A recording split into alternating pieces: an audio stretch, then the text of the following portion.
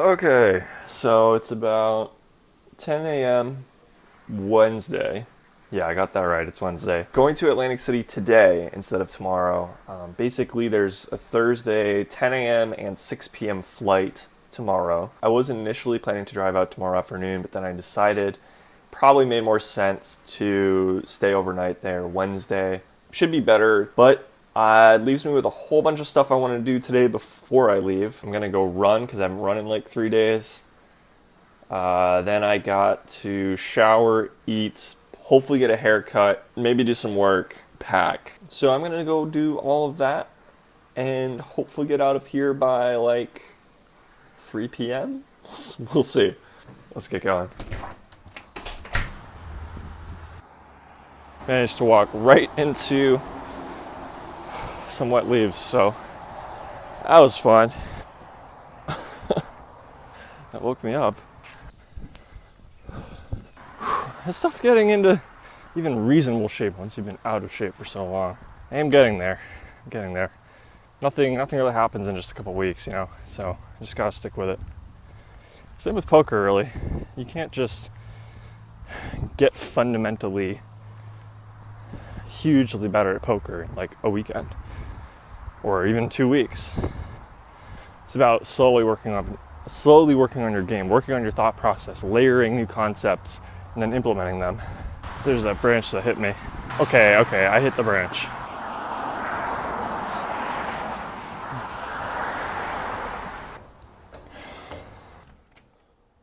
Shower, done. Food, check. I don't know why, but for some reason I feel like I always have anxiety about getting my hair cut. It's pretty stupid, but there you go. That's something you didn't know about me. Haircut,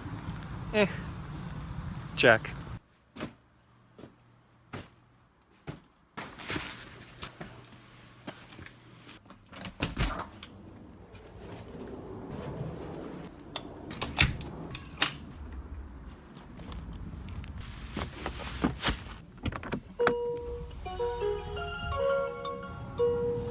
Let's go.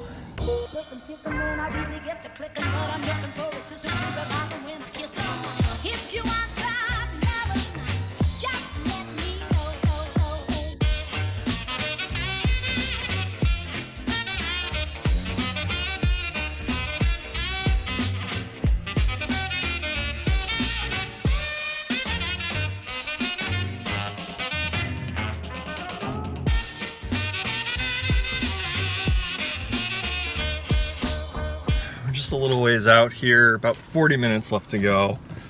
Had to stop for food though. We're gonna be meeting up with a buddy who, because I'm here one day earlier than planned, I'm gonna be staying with him at a room at Harrah's, I think.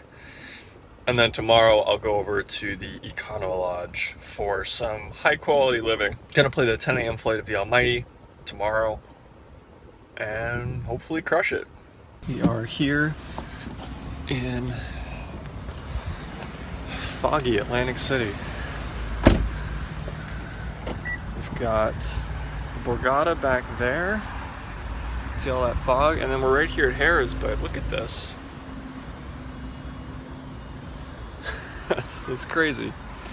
I'm gonna go meet up with my friend who I'm sharing a room with. I think I'm in the wrong spot for the elevator. Yeah, I think it's over there. Yeah, I officially parked in the spot furthest from the elevators. I guess we're just getting a run bat out of the way, right?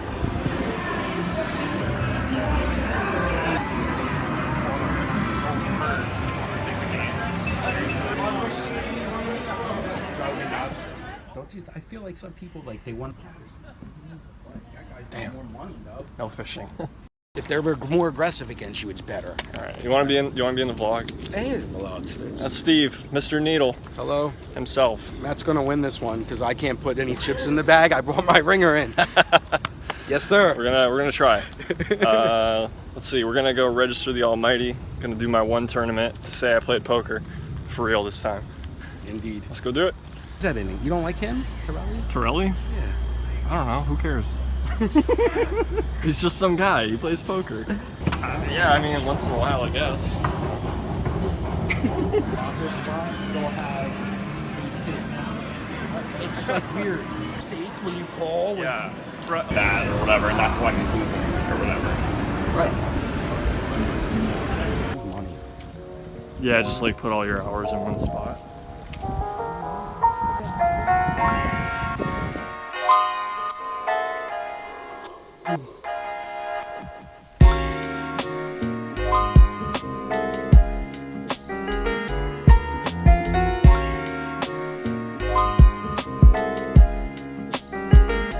Look at these seagulls. They're kind of aggressive. They just give you the evil eye. Leaving Harrah's, checked out of the room. Gotta drive over to the Borgata. Try and make something happen today, you know? Start with 100K chips. Plenty to work with. And just go from there.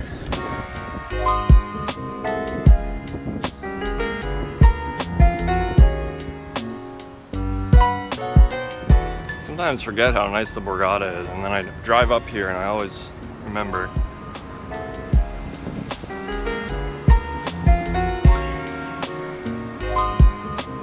It's been a while since we were here, but not a lot of time to run around. It's about 9:45 a.m. Just meeting up with Steve real quick and then head up to the convention center. Already registered, got the paper to prove it and everything.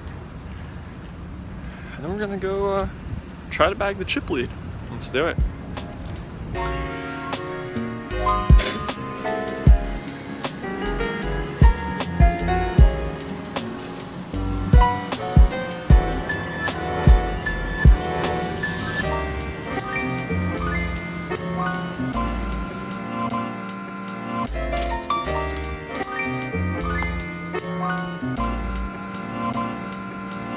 Almighty, start with 100K. Awesome tournament, 30-minute levels. My table was not the toughest table in the world. It felt like I was going to win a decent amount of pots without showdown, even a decent number of pots just pre-flop and on the flop. So it was you know, it was going okay. It didn't go amazing. I chipped up a little in the beginning, so let's just dive into some of those hands here. So in this hand, we're playing against a player who hasn't really done anything yet. He hasn't opened, and we're now partway through level 2, so he's probably folded for 2 to 3 orbits straight. He opens to 800 under the gun. I fought the button with 9-7 of hearts. It's not really because I think this hand is particularly good, but because I think with position and against this guy's range, which is pretty tight, I'll just kind of be able to figure out what the right thing to do is. Probably get him to fold on a lot of kind of different kinds of boards. The big blind, who's very loose, also calls pre, and we go 3 ways to a flop. Flop is 8-7-3 with 2 diamonds. It checks to under the gun. Under the gun bets 1200. I go ahead and call, not so much because I think my hand is necessarily good, but pretty much because there's a lot of cards that I can improve on, or that are sort of scare cards for under the gun's range. So I call. Big blind folds, and the turn is the 6 of diamonds, a card that improves my equity and is also a scare card. So this is perfect. Under the gun surprises me a little bit by betting 2800, but I still think my plan is valid. I still think he's gonna kind of just fold a little too much, and I decide to make it 7800. He tanks for a long time, but ends up folding. So we took that hand down. The next interesting hand didn't even happen until 2 levels later, so the blinds are now 300, 600 with a 75 ante. I've got about 110K, so this is still basically 200 big blinds. I open ace-king of clubs in early position. I made it pretty big because we're so deep and because I've been starting to get some action on these hands. There's a pretty loose player who's just a couple spots to my left. Middle position, who is that player, makes the call. And the button, who is the same guy from the previous hand, now makes it 6,000. He has still been very tight pre-flop. He is not doing this with air, and it's probably a pretty tight range. It's probably like something like 10s plus and ace-king, maybe ace-queen, but probably not. So it folds to me. I decide to make the call. I'm not really looking to 4-bet here because I mean, I might get him to fold jack sometimes, but now I'm just going to be bloating the pot against a range that is doing very well against me. Middle position also calls. The flop comes pretty good for us. It's king 9-6 with 2 hearts. Checks to the button, who bets 13,000. It's a pretty big bet. He is representing a hand that is pretty much tied with us or stronger. But with a hand like ace king, I definitely can't fold. It's also probably the best hand that I don't 4-bet on this board, except for maybe 9s, possibly 6s. So definitely not looking to fold right now. Middle position also calls. The turn is now one of the worst cards in the deck, I would say. It's the Queen of Hearts. So it completes the flush, brings in a number of draws for the player on my left, the middle position player, and it's going to be kind of hard for my hand to like stand more pressure. So I check, middle position checks, and the button now bets 26,000. It's not a gigantic bet compared to the size of the pot, but this is like a terrible card for under the guns range usually. So it's really hard to figure out like what he would bet with. At first I was thinking it's pretty much just aces and ace king with a heart, and sets, I guess. But I had a lot of trouble figuring out what he would bet. It seems like he would check back almost his whole range here. But that being said, even though it was hard for me to put him on a hand, with the middle position player behind me, I just felt like there were way too many better hands than mine.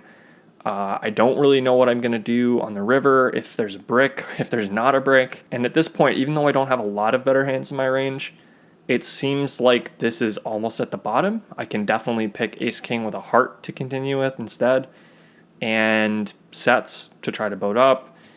And this pot is gigantic. Like, if we get to the river and I face a jam, it's just going to be a really gross spot. So I decided to conserve chips here and fold, and to my chagrin, the middle position player also folded, and the button did not show his hand.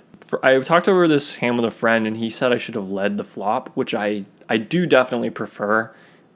It's very face up to the button if we lead here. I mean, it's a 3-bet pot, and I'm not the aggressor. It basically screams that I have a value hand. But I think that the button is not really who we'd be targeting. We'd be targeting the middle position player. So I definitely like that better. As played with just a check call on the flop, I don't mind check folding this turn with this dynamic. It's pretty gross, but sometimes you just gotta fold. So that hand knocked us down a peg. In this next hand, we are at the 400-800 level with a 100 ante. I have about 78k now. I open 10 out of diamonds in the low jack to 2,000. The hijack and the button both call, so we go 3 ways to a flop. The flop is 10-7-4 two-tone, and I go ahead and c-bet 4k. The hijack calls and the button folds, so we go heads up to the turn. Turns the queen of diamonds. I decide to check because it's pretty hard to get value now from hands that we beat, and I can definitely go into check call mode here. Hijack bets 12,000, which is pretty big. He's one of the players that I think takes the game reasonably seriously. I don't think he is like a very strong player, but I definitely think he's capable of bluffing here, like missed draws, for example. So I go ahead and make the call. The river's a 5 clubs, which breaks all the draws aside from specifically 8-6, which would be a double gut shot on the flop. And I go ahead and check. I'm pretty much planning to check call. Not positive this player's capable of bluffing the river now after I've called the turn, but I'm pretty much planning to call depending on sizing or other types of reads. But he ends up checking it behind, and my hand is good. One thing about the Almighty stack is that you start out very deep, but then there's some pretty big level jumps. I don't think there was a 500 1K level, and there was definitely not a 250 500 level. So we're in the next level now with 600 1200 blinds and a 200 ante, so this is a big jump. I still have a lot of big blinds though with 88k. There are 2 limps. I decide to make it 7k with ace-9 offsuit on the button. Mostly just trying to take it down, possibly isolate to just get one player in there. The big blind, who was the loose player from a couple of the previous hands I was talking about, seems to accidentally make it 56k over the 7k that I put in. So what happens is I put in whatever it is, like a green chip that's 5k, and then 2, I guess, like orange chips that are 1ks to make it 7. He put in a green chip, 2 red chips, which are 25Ks. He also left one of the orange chips in there from his big blind. He doesn't appear to notice right away. Like, when the dealer announces 56K, he does seem surprised, but he kind of, from then on, he says, oh, that was an accident, that was an accident, that was a mistake. And he kind of says it so many times, it's one of those things where it's hard to know whether he's angling or whether it really was an accident. And it's tough. I mean, it's a weird spot with a marginal hand. Yeah, I mean, when it folds to me, I feel like I'm on a hand that's really right on the edge. There's a lot of pairs that I would definitely like. I don't think I'm folding pocket eights or pocket sevens here, but the problem with a hand like ace nine is that even the hands that he's doing this accidentally with, and that he's not angling with, it's not like I'm in amazing shape. Let's just check my equity real quick against something reasonable. I'm giving him like a very liberal calling range here that he accidentally does this with, and run my equity. And I'm like 55% against this gigantic range. I don't know if you can see that really, but I put in this like huge range for him, and I'm not really in like amazing shape. So, and that's assuming this is by accident. That's assuming he's 100% by accident. I mean, I could maybe take aces out of there if it truly is an accident, and he would have been more careful. But at the end of the day, I just felt like my chips were too valuable. This would be a huge amount of chips to just pile in there with ace nine, and he clearly can't fold any hand once I've put that money in. Once he's put that money in, so I did end up folding, and he showed, and I really wish he hadn't shown because he had the good old nut low. He turned over the nut low, and the crazy thing is, this whole time he was saying things like, I mean, I probably should have picked up on the fact that he didn't really want me to call, because he did say stuff like, well, I obviously love my hand. Like, I obviously can't fold. And it's like, well, no shit, you're not going to fold. But, yeah, he showed me the 3 deuce offsuit. And, of course, the table exploded. Like, oh, my God, I can't believe that. Like, blah, blah, blah, blah, blah.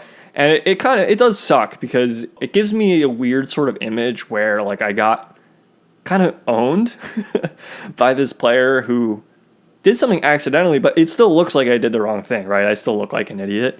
So that was kind of unfortunate. It did sort of change a little bit about how things went down after that. But, you never really want to be shown 3-bet folding in general, let alone when someone seemingly accidentally put in the raise. But there you go. That happened. Somebody bluffed me pre-flop with the nut low and got away with it accidentally. All right, on to the next hand. So we're now at the 800, 1600 level with a 300 ante. Huge ante. There's an early position limp. I limp with queen 10 suited in middle position. I did this mostly because I was starting to get a lot of calls when I was isolating. So I started to like over limp a little bit more with these playable hands rather than raising with them. We end up going 5 ways to the flop, and I think I'm either third or fourth to act on the flop. The flop comes 10-7-6 two-tone. Big blind checks. The early position player, who is the first limper, makes it 4,500. There's one caller. I just call. I think you could maybe make an argument for raising small, because they kind of bet sort of small, and like there's not a ton of turn cards we love, but at the same time I almost felt like I'd be bluffing if I raised. But at the end of the day, I do think it's pretty close. Ends up folding to the big blind, who jams all in for 76,400. And it folds to me. What a surprise. People just shovel in a bunch of money against me and wait to see what happens. So it was interesting. I think most of the time you can just reasonably fold to this. People sometimes play big hands weird, and people don't usually like to shovel in, almost 50 big blinds with a draw for this huge sizing. I mean, what's in the pot? It's like pre-flop, there's 1,600 times 5, so 8K. There's like 13K with the antes, maybe 14K, plus another 13K from the bets. So, I mean, there's under 30K in the pot, and he just shovels in 76. So it doesn't look like he wants a call. And on top of this, he had played a hand where he limped pre under the gun, and there were like 4 other limps. Somebody raised I think I raised, and he jammed for like 70 big blinds. So fold it around to me. I had a marginal hand. Like, I considered calling because it seemed unlikely to me that this player would limp re-raise huge with a really strong hand. I thought it was more likely he had something like a small pair or 7-6 suited where he sees me ISOing enough that he thinks he can get me to fold. So similarly in this spot, it's like, well, he did overlimp in the big blind, so he can have like pocket sevens, pocket sixes, 7-6, 10-7 suited, like stuff like that, 8-9 suited. He can have all of those nutted hands until he just checks the flop, and then I think it's almost impossible for him to have those hands because it's like a 5-way pot. It's a limped pot. He shouldn't really expect anyone to do his betting for him necessarily. So I think vulnerable hands like King 10, Ace 10, 10-7, 7-6, all these kinds of hands, even straights because it's a wet board, I think are very likely to lead. I don't want to flip on a table where I'm probably one of the strongest players at the table, but at the end of the day, I have to stick in like 70K more to win like 100, and I think I'm ahead. So I called. I wasn't happy about it. It took me probably 2 minutes, and then it's the last hand before break. And he had 7-4 of hearts. So, I mean, that's like kind of exactly the type of hand I expected. I was hoping he wouldn't have a pair. I was hoping he wouldn't have overs. But, I'm basically 50% against his exact hand. So the turn rolled off a brick, and the river was an offsuit 7. So he spikes trips. I covered him by exactly 700 chips. And I went on break for my 13 minutes of pain while I waited to come back and jam all in blind with 2 antes. Because I think we came back to 1K, 2K with a 300 ante. 2 people were up from the table, so I actually had a pretty decent chance of winning. I was all in blind. I got an isolation raise to 3 big blinds. Someone made it 6K. Somebody called. The flop came King 10X with 2 hearts. There was a bet and a call. The turn was another heart and went check, check. I was like, yeah, it's not looking that great for me. The river was the last heart, and it goes check, bet, and fold. And I'm like, well, I mean, I have a chance at it, right? If he's betting like the 4th nut flush and I have like the 3rd nut flush or something, right? But unfortunately, no. He turns over the King of Hearts and an offsuit ace, and I have Ace of Clubs, 7 of Hearts. So no luck there. Busted the tournament. I mean, for a tournament that I thought I was probably a pretty big favorite in, not much went my way. But, that's how tournaments can go sometimes. So on to the rest of the trip, I guess. Like I'm like doubling my stack on staying in down, and then like so then with like 5 tables left. Probably not table No, you can keep talking. Trying to win or bust. Yeah, I guess that's what I was doing. I got tired of that guy jamming on me, so I just was like, I guess we're doing this coin flip for like 200K. Yeah. All right, we're leaving Borgata. I couldn't bring myself to play, and just gonna take Chris back to Harrah's, and then I'm probably gonna do some work today. I'll play tomorrow. Maybe. All right, I'll play tomorrow. I swear.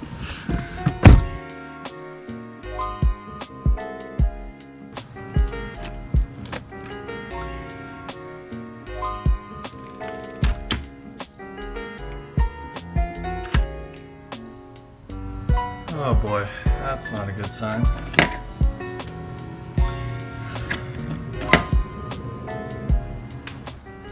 Well, here at the Econo Lodge, not off to quite the best start here. Busted out of the tournament, and I'm supposed to be in a non-smoking room. I'm instead in a smoking room.